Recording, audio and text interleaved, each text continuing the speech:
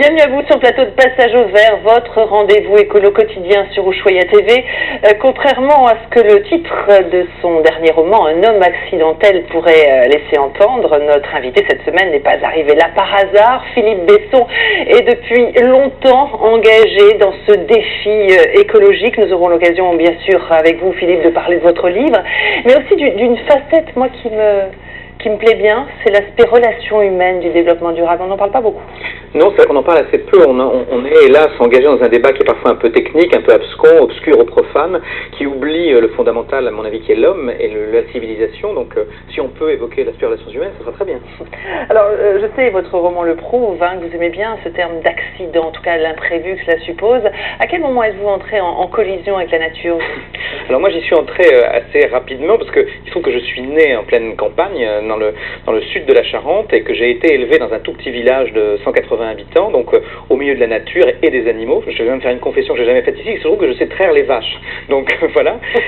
Et donc j'ai vécu dans cet univers très protégé et très naturel jusqu'à l'âge de 15 ans, donc découvrant la ville très tard. Et du coup, j'ai eu cette idée assez rapidement que la ville pouvait être une agression, ce qui est évidemment un raccourci idiot, mais fondamentalement que ça pouvait être une agression et qu'il fallait surtout préserver le milieu dans lequel on avait grandi. Il y a quelque chose qui a à voir avec l'enfance là, et donc c'est arrivé très vite, oui. En tout cas, vous serez tout au long de cette semaine notre grand témoin de l'éco-citoyenneté au quotidien. Regardez cette initiative prise par un médecin toxicologue de Strasbourg. Il en rêvait depuis 10 ans, il l'a fait. Strasbourg, au cœur de l'hôpital, voici un service d'urgence un peu particulier. Salut de l'environnement. Bonjour.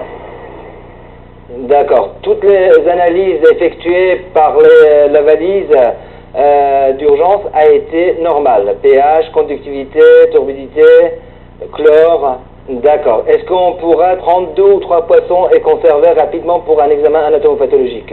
Ok, on arrive. Faiza, nous avons une alerte.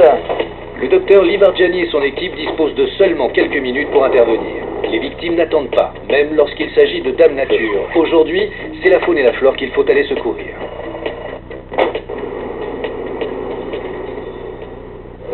On peut appeler pour des pollutions de l'air et de sol. Également, on peut appeler pour l'environnement professionnel. Donc, c'est-à-dire dans une usine, il y a une pollution, on ne sait pas, on arrive pour identifier, pour protéger les salariés. Là où on est appelé, c'est pour intervenir sur le cours d'eau, parce que c'est une pollution donc hydrique. Donc, il faut y aller avant que le polluant éventuellement puisse aller plus loin. Il faut éventuellement prendre des mesures importantes et faire des périmètres de sécurité si nécessaire. Unique en Europe, le SAMU intervient sur un périmètre de 100 km, 7 jours sur 7. Aujourd'hui, ce sont des pêcheurs qui ont appelé, alertés par une mortalité importante de poissons. Est-ce que vous pouvez me dire les industriels qui sont autour à peu près, quel type de rejet ils peuvent avoir au niveau de la station? Ça, nous ne connaissons pas exactement ce que donnent les sociétés là-haut, mais il y a effectivement des cristalleries, de l'argenterie. D'accord. Nous allons appeler la DRIR et le centre antipoison pour voir à peu près ce qui est répertorié pour ces entreprises, et on va faire approfondir les analyses tout de suite. En attendant de déterminer l'origine industrielle de la pollution, Stéphane, le chimiste, entame les premiers prélèvements. Une rapidité qui séduit les pêcheurs. Quand on constate une anomalie sur une rivière, on fait appel à eux parce qu'on sait qu'ils interviennent rapidement. Avant, c'était bien sûr qu'on fait appel à la gendarmerie, à l'ONEMA, mais c'est des gens qui interviennent quand ils ont le temps, et généralement c'est souvent trop tard pour définir la pollution et déterminer l'origine de la pollution. Alors qu'avec le laboratoire mobile, en 20 minutes, les premiers résultats peuvent tomber. Nous visons dans un premier temps ici le cyanure parce qu'on sait qu'il y a un industriel qui pourra utiliser éventuellement ce produit dans ses activités dites quotidiennes. Une batterie d'analyses plus tard, les chiffres sont sans appel. Et là, combien tu as trouvé là? Avec le photomètre, on trouve une valeur de 0,1 mg par litre de cyanure. Donc on est nettement au-dessus de la valeur de recommandation. Alors docteur, c'est grave? Pour la population à cette concentration, il n'y a pas de risque. Par contre, il y a un risque très important pour l'écologie et les milieux aquatiques. Secret médical oblige, le SAMU ne révélera pas le nom du coupable. Il faudra une enquête judiciaire pour déterminer avec précision les responsabilités. Charge ensuite aux auteurs de l'appel de porter plainte. Et aux pollueurs d'indemniser et nettoyer. Le SAMU, lui, reviendra seulement pour vérifier que le site a bien été dépollué. Alors c'est vrai qu'au lendemain du procès d'Erika, où la notion de préjudice écologique a été reconnue, cette initiative strasbourgeoise est vraiment précurseur.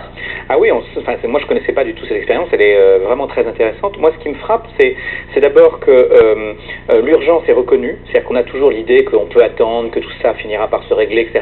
Et là tout d'un coup on dit mais non, il faut agir vite, donc c'est au moins un avantage considérable.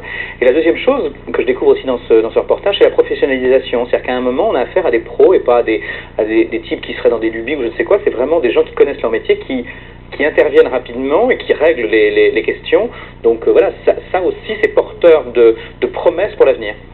Donner un prix aux vivants, à ces poissons, est-ce que vous y êtes favorable, vous aussi? Ça c'était un autre débat du procès d'Erika. Oui, moi je crois qu'effectivement il faut reconnaître à un moment que les espèces vivantes, elles doivent être protégées, qu'elles ont un prix et qu'il y a des préjudices qui sont commis et que ces préjudices doivent être réparés. Et que cette réparation, elle se fait financièrement, quantitativement, et qu'au fond, c'est la seule menace parfois qui peut être opérante. Donc moi, je suis assez favorable à ce genre de choses, oui. Alors je voudrais maintenant que l'on parle d'énergie.